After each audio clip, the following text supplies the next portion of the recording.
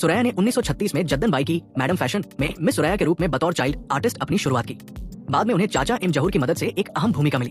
1941 में स्कूल से छुट्टी के दौरान वो उनके साथ फिल्म ताजमहल की शूटिंग देखने के लिए बॉम्बे के मोहन स्टूडियो गई, जिसे नानू भाई वकील डायरेक्ट कर रहे थे।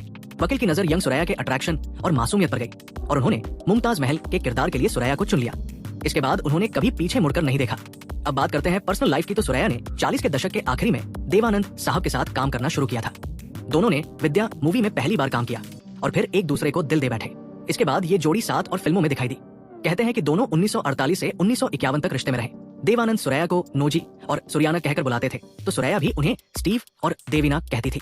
जानकारी के मुताबिक देवानंद से सुरैया बेइंतहा प्यार करती थी, यहाँ तक कि उनके साथ ज्यादा से ज्यादा समय बिताने के लिए लता मंगेशकर को अपनी फिल्मों में गाने के लिए कुछ सॉन्ग दिए।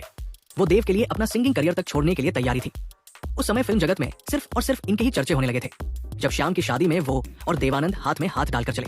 शायर अमे सुरैया और देवानंद के साथ काम करने वाली कामिनी कौशल ने साल 2014 में फिल्म फेयर को दिए इंटरव्यू में बताया था कि सुरैया की नानी उन पर नजर रखने लगी थी। तब सुरैया खतों को देवानंद तक पहुंचाने के लिए उनसे कहती थी। 1949 में फिल्म जीत की शूटिंग के दौरान सुरैया और देवानंद ने कास्ट और क्रू की मदद से रियल शादी करने की प्लानिंग तक की थी। शायद दोनों हमेशा के लिए एक दूसरे के हो जाते, लेकिन मूवी के असिस्टेंट डायरेक्टर ने जलन के कारण उनकी नानी तक ये खबर पहुंचा दी और फिर वो सुरैया को सेट से घसीटते हुए घर तक लेकर गई थी।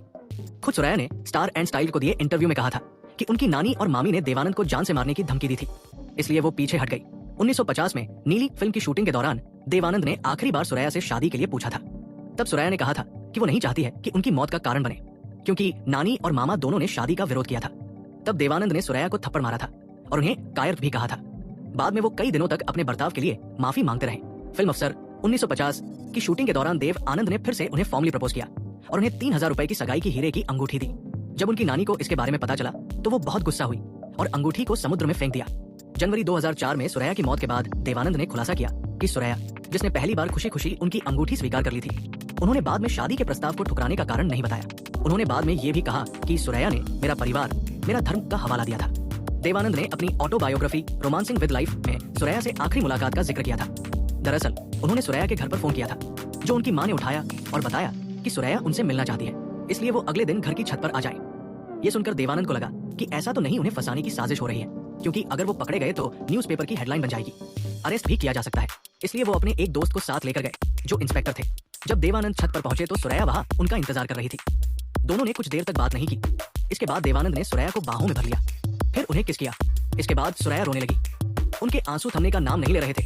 यहाँ पर भी देवानंद ने उन्हें शादी के लिए पूछा, तब सुरैया ने उन्हें बाहों में जकड़ लिया और बार बार आई लव यू कहती रही।